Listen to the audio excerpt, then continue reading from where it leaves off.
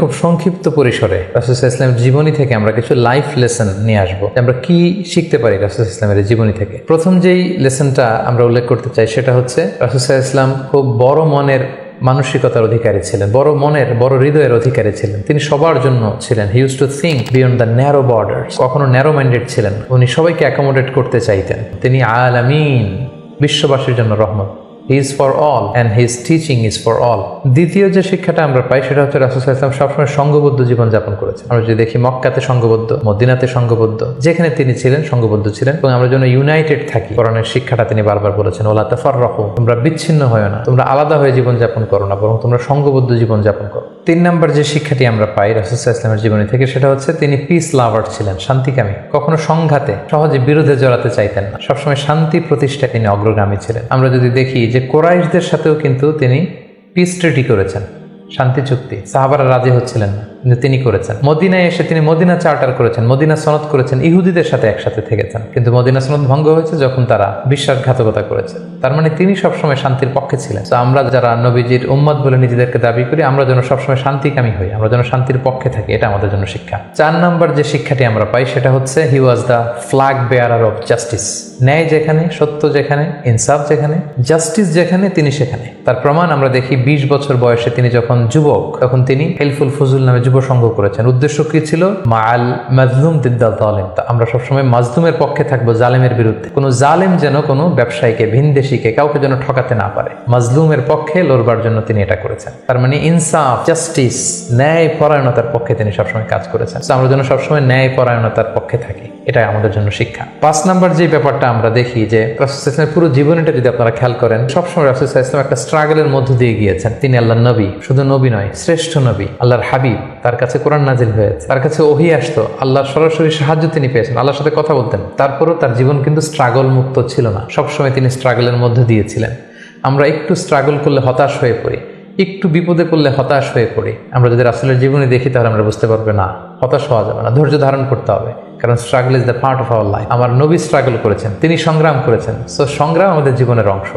এই শিক্ষাটা আমরা পাই। 6 নম্বর যে শিক্ষাটি আমরা পাই সেটা হচ্ছে রাসূল সাল্লাল্লাহু আলাইহি ওয়াসাল্লাম ব্যক্তিগত জীবনে অত্যন্ত সৎ ছিলেন। যে কারণে যে কুরাইশরা রাসূল সাল্লাল্লাহু আলাইহি ওয়াসাল্লামের বিরোধিতা করতো, তারাই রাসূল সাল্লাল্লাহু আলাইহি ওয়াসাল্লামকে উপাধি দিয়েছিল আস-সাদিক আল আমিন, সত্যবাদী, আমানতদার। যেদিন তিনি হিজরত করবেন সেদিন তিনি তার ঘরে রাসূল সাল্লাল্লাহু আলাইহি ওয়াসাল্লাম আলী রাদিয়াল্লাহু তাআলা আনহুকে রেখে গিয়েছিলেন। কারণ ওনার কাছে মক্কার অনেক লোকেরা আমানত রেখেছিল। সেই আমানতগুলো বুঝিয়ে দিতে আলী রাদিয়াল্লাহু তাআলা আনহু 3 দিন সময় লেগেছিল। এত পরিমাণে ডিপোজিট ছিল, আমানতের বিভিন্ন জিনিসপত্র ছিল, সেগুলো আলী রাদিয়াল্লাহু তাআলা আনহু বুঝিয়ে দিয়ে তারপরে তিনি হিজরত করেছেন। কতটা আমানতদার ছিলেন আমাদের প্রিয় নবী। এবং ওনার এই ব্যবসায় আমানতদারিতায় মুগ্ধ হয়েই কিন্তু খাদিজা রাদিয়াল্লাহু তাআলা আনহা রাসূল সাল্লাল্লাহু আলাইহি ওয়াসাল্লামকে বিয়ের প্রস্তাব দিয়েছিলেন। তো তার উম্মত হিসেবে আমাদের উচিত সত্যবাদী, সৎ এবং আমানতদার হওয়ার চেষ্টা করা। 7 নম্বর যে শিক্ষাটি আমরা রাসূল সাল্লাল্লাহু আলাইহি ওয়াসাল্লামের জীবনী থেকে পাই সেটা হচ্ছে রাসূল সাল্লাল্লাহু আলাইহি ওয়াসাল্লামের একটা ফ্রেন্ডলি ইন্টারাকশন ছিল তার ফলোয়ারদের সাথে, good interaction with the followers. আমাদের অনেক লিডারদের মধ্যে একটা বসি ভাব থাকে যে আমি সব জানি, আমার ফলোয়াররা কিছুই জানে না, আমার টিমের লোকেরা কিছুই জানে না। না, রাসূল সাল্লাল্লাহু আলাইহি ওয়াসাল্লাম এটা করতেন না। কারোর কাছ থেকে কোনো ভালো কনসালটেশন, কোনো পরামর্শ আসলে পলিসি মেকিংয়ে তাদের কথাও তিনি রাখতেন। সুবহানাল্লাহ, এটা একটা গুড লিডারের বৈশিষ্ট্য। 8 নম্বর যে শিক্ষাটা আমরা পাই সেটা হচ্ছে রাসূল সাল্লাল্লাহু আলাইহি ওয়াসাল্লাম হেভিলি ফোকাসড ছিলেন তার মিশনে। সেই যে মক্কায় তিনি তাওহীদের বাণী প্রচার করতে শুরু করেছেন, রিসালাতের বাণী প্রচার করতে শুরু করেছেন, আখিরাতের কথা মানুষকে প্রচার করতে শুরু করেছেন। তার যে দাওয়াতের ফোকাস, এই ফোকাস থেকে কোনো প্রলোভন, কোনো লোভ, কোনো স্ট্রাগল, কোনো বিপদ রাসূল সাল্লাল্লাহু আলাইহি ওয়াসাল্লামকে এক চুল পরিমাণ নাড়াতে পারেনি। আমরা যদি জীবনে সফল হতে চাই আমাদের ফোকাস ঠিক রাখতে হবে। ফোকাস থেকে আমরা নড়ে গেলে কিন্তু আমরা সফলতার দেখা পাবো না।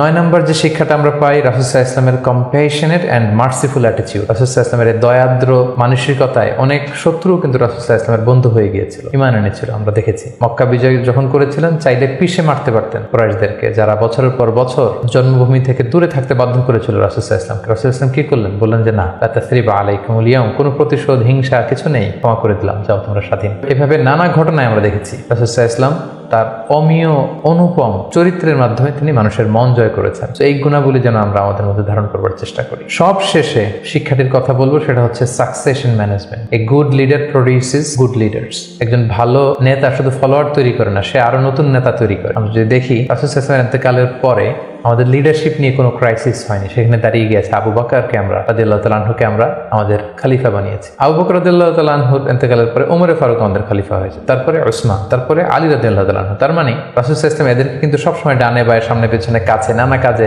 এঙ্গেজ করে নতুন নেতৃত্ব, নিউ লিডারশিপ কিন্তু তিনি তৈরি করেছিলেন। ফলে এই সাকসেশন ম্যানেজমেন্টে কিন্তু রাসূল সাল্লাল্লাহু আলাইহি ওয়াসাল্লাম সাকসেসফুল ছিলেন, এবং এখান থেকে আমরা যারা লিডারশিপ কোয়ালিটি আমাদের আছে, আমরা যেন নতুন লিডার তৈরি করে যেতে পারি উম্মার জন্য, এই শিক্ষাটি কিন্তু আমরা পাই। সম্মানিত শুধু রাসূল সাল্লাল্লাহু আলাইহি ওয়াসাল্লামের ফলোয়ার বা উম্মা হিসেবে আমাদের উচিত রাসূল সাল্লাল্লাহু আলাইহি ওয়াসাল্লামের আদর্শকে আমাদের জীবনে বাস্তবায়ন করা, তার প্রতি ভালোবাসার সর্বোচ্চ নমুনা পেশ করা, তার সম্মান আমাদের সম্মান। তাকে যখন গালি দেওয়া হয়, তার বিরুদ্ধে যখন কটু কথা বলা হয়, আমরা যেন তখন তার প্রতিবাদ করি, লেখনীর মাধ্যমে, বক্তব্যের মাধ্যমে, একত্রিত হয়ে বিভিন্ন ইভেন্টস করার মাধ্যমে রাসূল সাল্লাল্লাহু আলাইহি ওয়াসাল্লামের রেখে যাওয়ার শিক্ষা যেন আমরা আমাদের বাস্তব জীবনে কাজে লাগাই, আমরা যেন অন্যের কাছে পৌঁছাই, আমরা যেন সোশ্যাল মিডিয়াতে ছড়িয়ে দেই, এবং রাসূল সাল্লাল্লাহু আলাইহি ওয়াসাল্লামের এই শিক্ষা যেন আমরা আমাদের অমুসলিম ভাই বোনদের কাছে পৌঁছাতে পারি। আমরা যেন রাসূল সাল্লাল্লাহু আলাইহি ওয়াসাল্লামকে আমাদের জীবনের চাইতে বেশি ভালোবাসতে পারি, আমরা যেন বেশি বেশি রাসূল সাল্লাল্লাহু আলাইহি ওয়াসাল্লামের প্রতি দুরূদ পড়ি, তার রেখে যাওয়ার শিক্ষা এবং আদর্শ যেন আমরা মেনে চলতে পারি। আল্লাহ তাআলা আমাদের সবাইকে কথাগুলো বোঝার, আমল করার তৌফিক দান।